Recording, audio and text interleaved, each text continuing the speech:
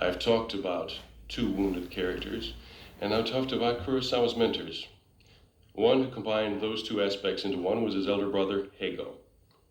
Big man on campus, when the 4-year younger Akira was the leading crybaby, Heigo used the most brutal methods to straighten out his younger brother. But Heigo eventually wanted Akira to go further than the boy wanted to go. When Akira was scheduled to give the usual celebratory valedictory address at his graduation from elementary school, Heigo handed him an alternate version, in which he lashed out at the conservatism and conformity of their education and berated their teachers. Akira had that speech in his kimono when he stood there to give the talk, but he couldn't do it. And he noticed from the audience his brother smiling sarcastically at him. But perhaps their most intense experience together was the experience of the Great Kanto earthquake in 1923, when one was 17, the other 13. Tokyo was leveled as though by an atom bomb. The next day, Heigo turned to Akira and said, "Akira, let's go look at the ruins." What they saw, frankly, doesn't bear repeating here, even now.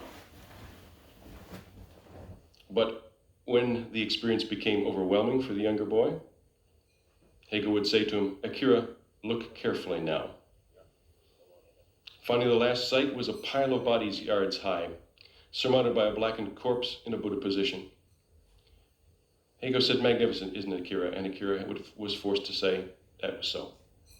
When it was too much, he took the boy home, Akira fearing nightmares, but eventually sleeping the sleep of the just. The next morning, he told his brother that. And Heigo said, "If you shut your eyes to a frightening sight, you end up being frightened.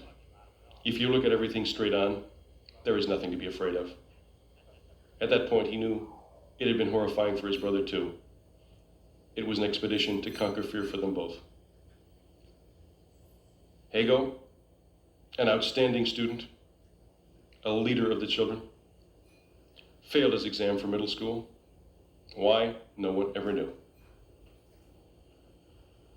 Did he regard it as pointless and throw it away? Were alumni favored? Did his orals examiners fail to understand his particular point of view? No one ever knew.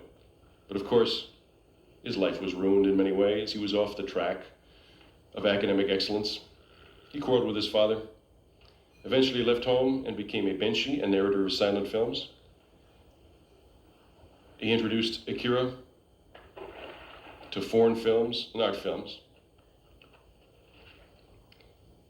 He lived in a tenement where he was treated as a ronin, an ex-samurai, with a woman and her mother. Akira lived with them for a time. And then talkies came in, and there wasn't going to be much need anymore for silent film narrators. They went on strike, and Heigo led the strike, although he knew there wasn't going to be much point to it. He had said for many years he wanted to die before he became 30, because that's when people became uglier and meaner. No one took him seriously. And when he was 27 and Kurosawa was 23, he killed himself. When Kurosawa made his first film, he said he was more interested in the villain than in the hero. And he described him this way: "For all the straightforward and inflexible people there are who do not let their environment and position get the better of them, there are just as many proud and uncompromising people who end up being destroyed by their surroundings and status." He did not relate this back to his brother, but I think the analogy is clear.